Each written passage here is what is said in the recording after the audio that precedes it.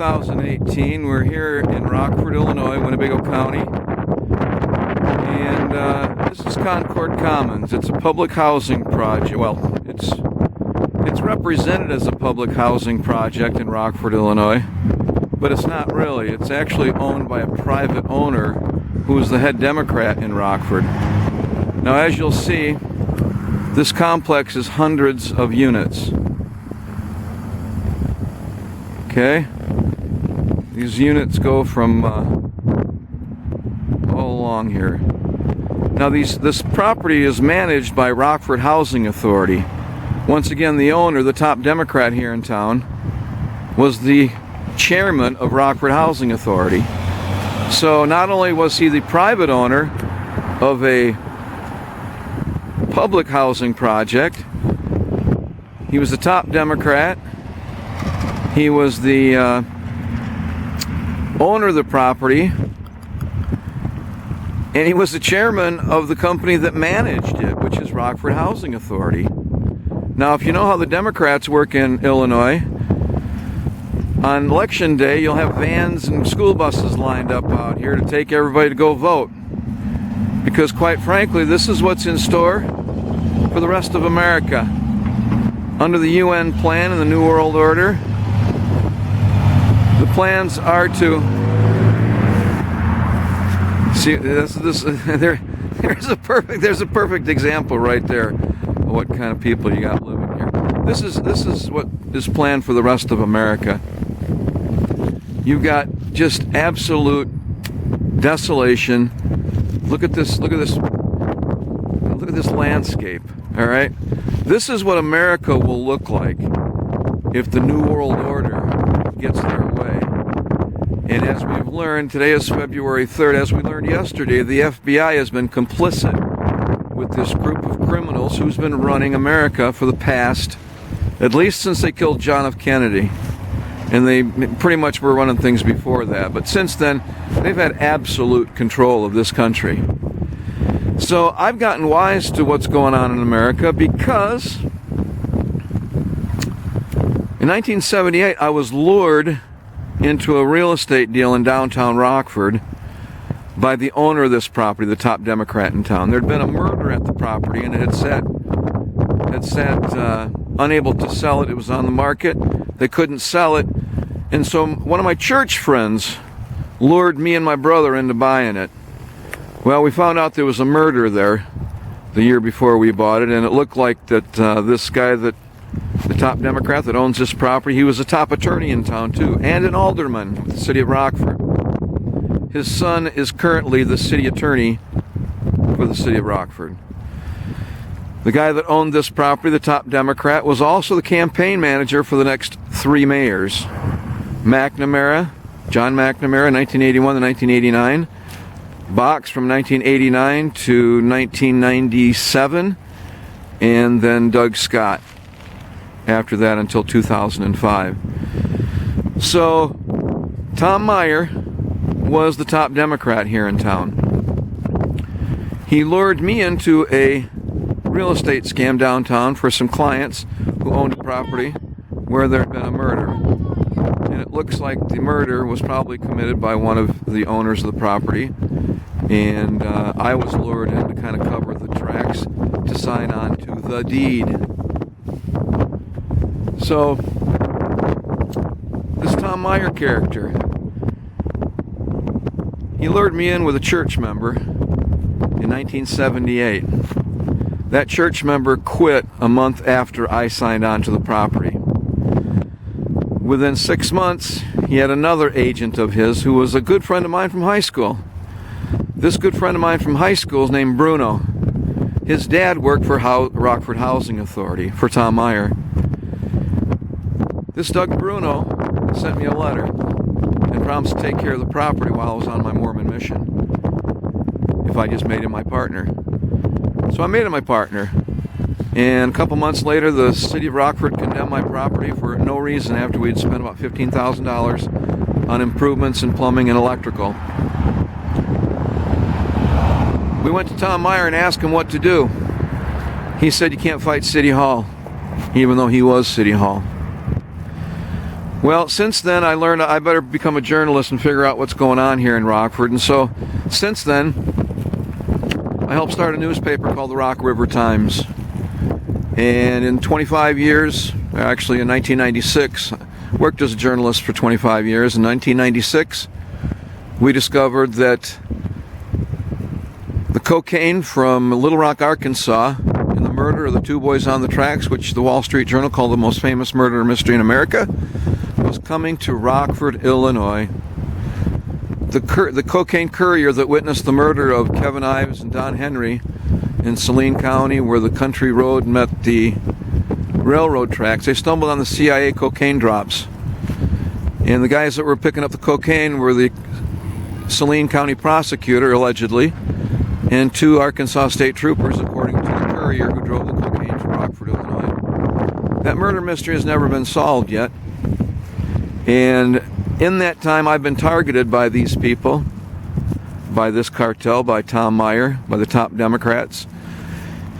And as you'll know and have learned in the FBI MEMO, what this group of people do is they're protected by the FBI, because this all boils down to money. When you follow the money trail, it's all about the money.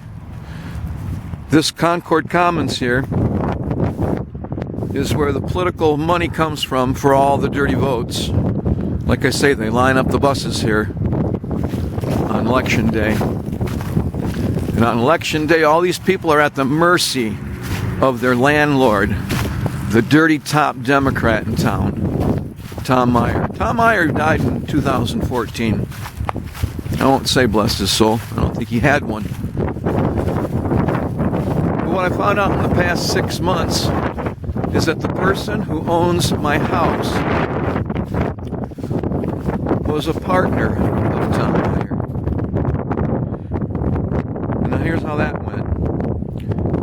In 2002, the real estate partner that Tom Meyer set me up with in 1979, who then ended up getting my building condemned, got picketed by the labor union, who my partner Bruno's dad was the treasurer of. See, it's a cozy little system they got here, and it's all about the money. This is where all the money goes through. It's going to be used against the people here in town, and has been for 40 years. 40 years these guys have been running the show, and they're still in charge.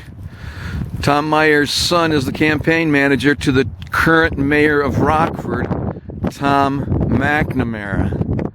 Tom McNamara is named after Tom Meyer.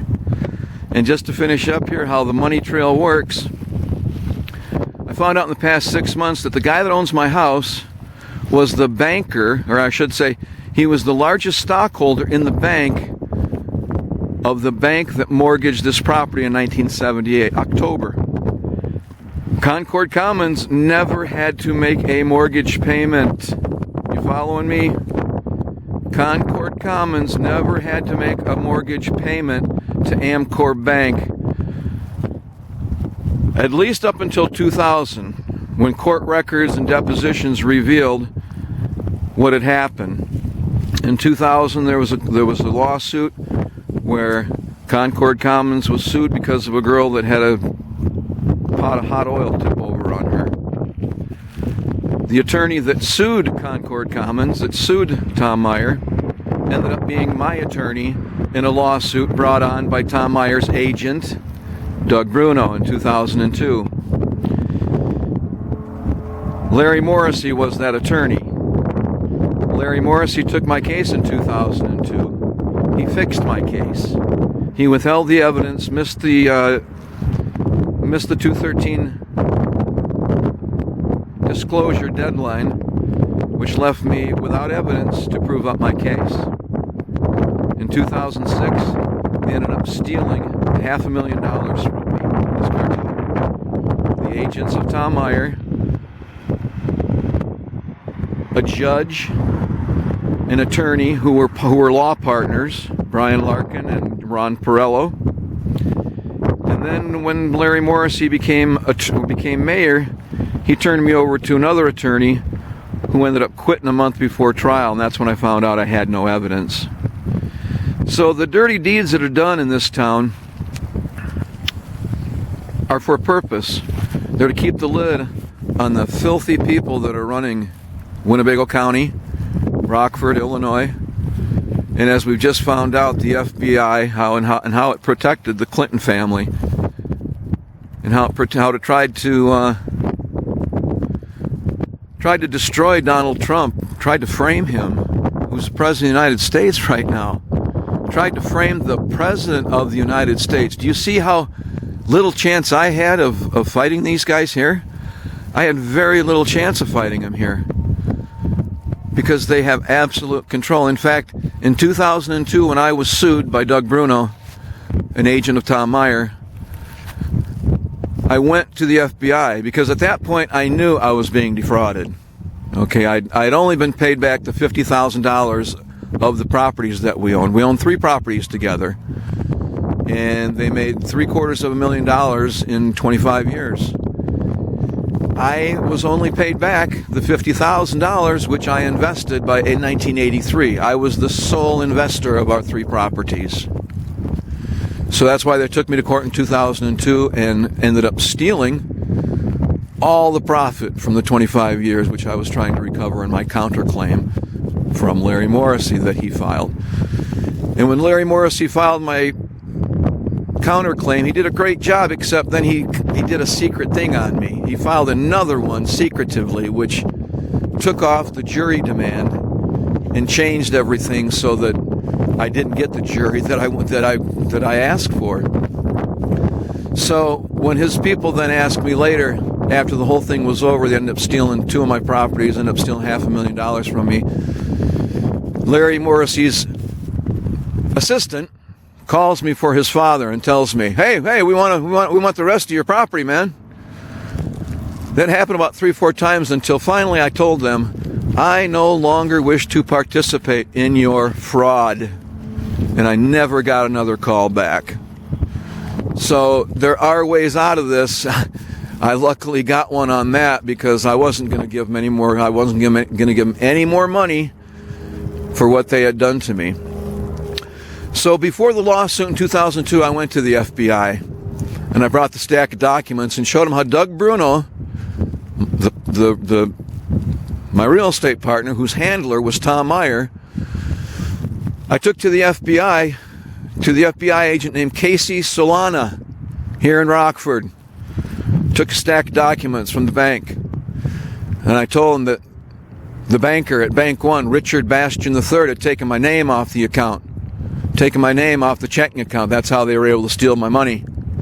From 1992 to 2000, they had taken my name off all the records of the partnership account, of our real estate partnership. Went to the FBI, sat in front of Casey Solana. I thought, this can be a good meeting. My old scoutmaster was an FBI agent. I grew up Mormon. And this seems like a long way from Salt Lake City, but trust me, it connects. Because the guy, the banker, who was the largest stockholder in Amcore Bank,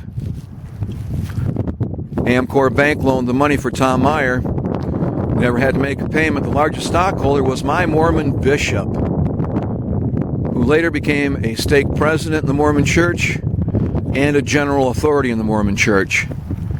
His father is in line to be the president and prophet of the Mormon Church.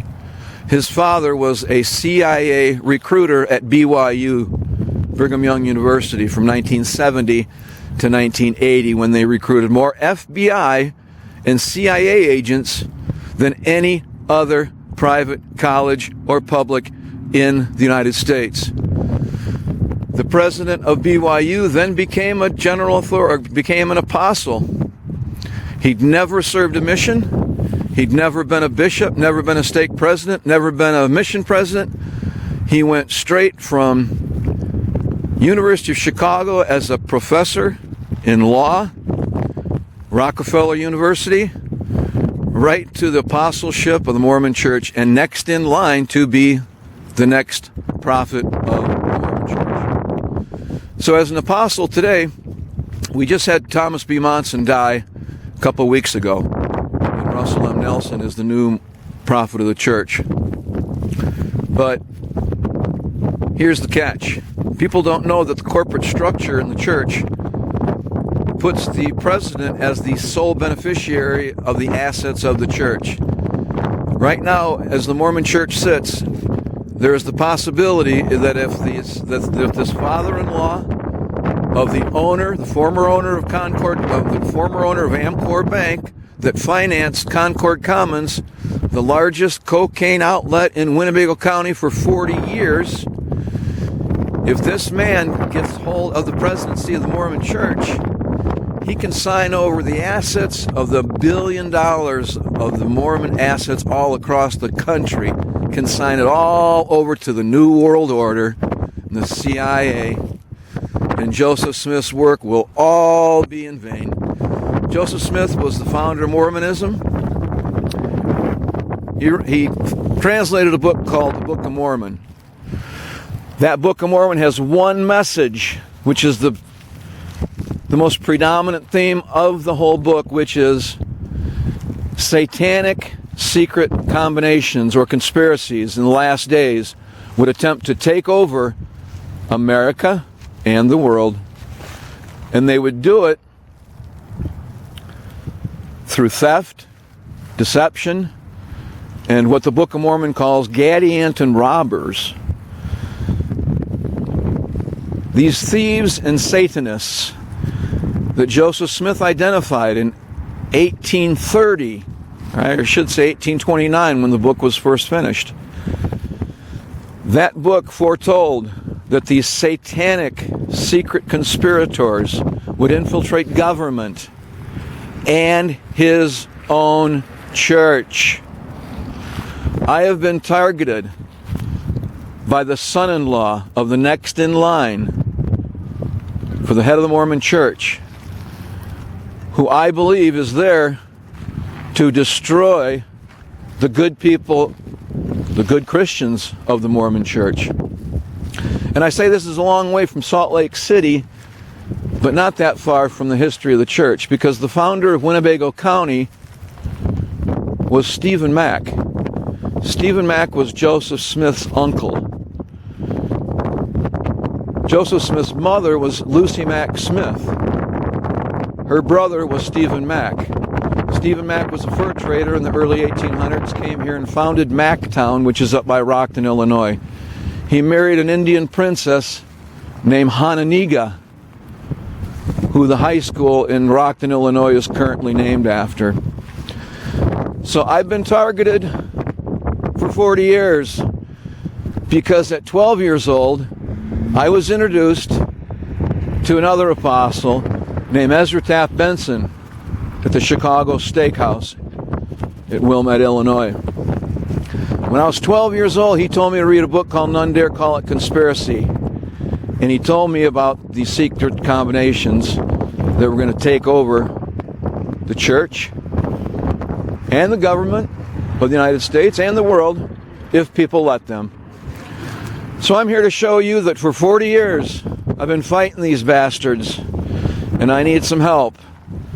I need some help because they're a little bit above my pay grade.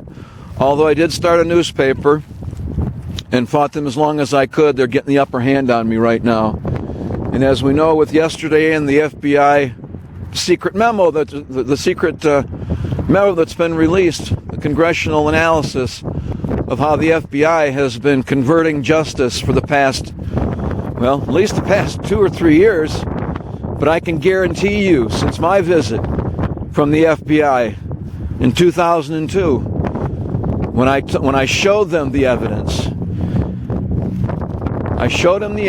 and he looked me in the eye, and he says there will not be an investigation. So I started writing down on my pad, there will not be an investigation. I said, why won't there be an investigation?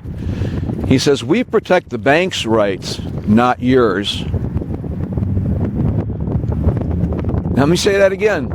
Casey Solana, the FBI guy that I talked to in 2002, told me he was not going to investigate the fact that Richard Bastian III and Doug Bruno had taken my name off all the records of my checking account from my real estate partnership, of which I was the sole owner and investor.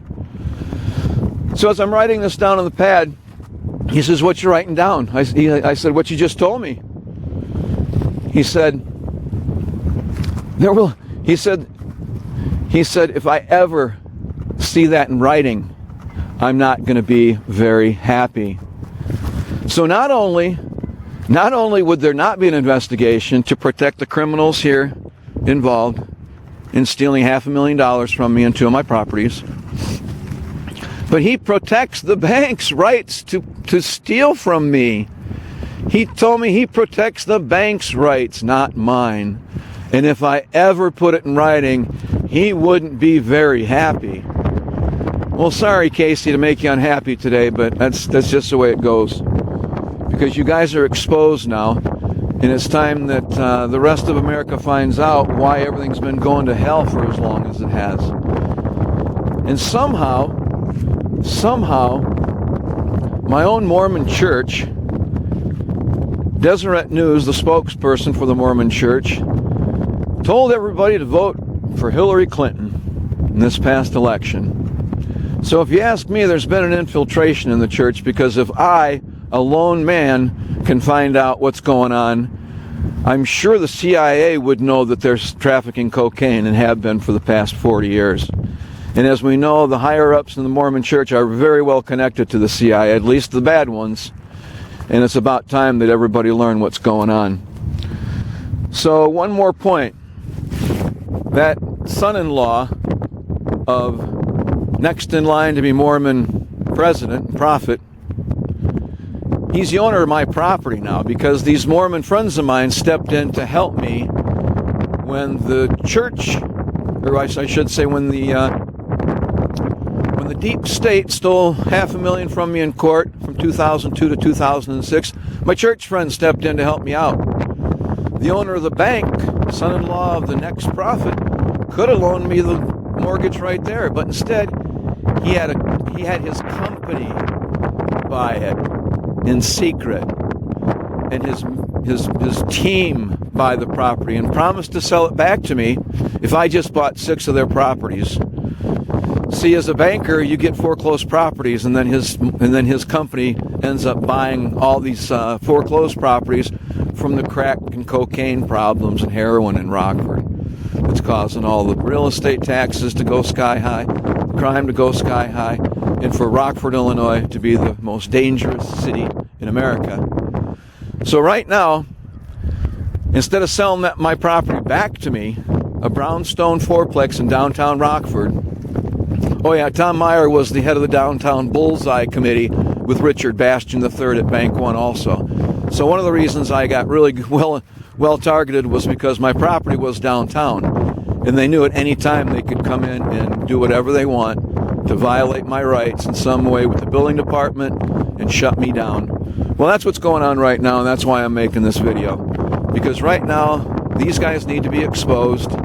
There's a criminal cartel that is operating within the Mormon Church locally here, and it's all about real estate, and I won't even talk about the sex clubs or the pedophilia. So I'm going to sign out right now. I can say I'm here in Rockford, Illinois. It's February 3rd, 2018. My name is John Beister. I'm a target of the Deep State, Deep Church cocaine cartel, and here I am exposing it.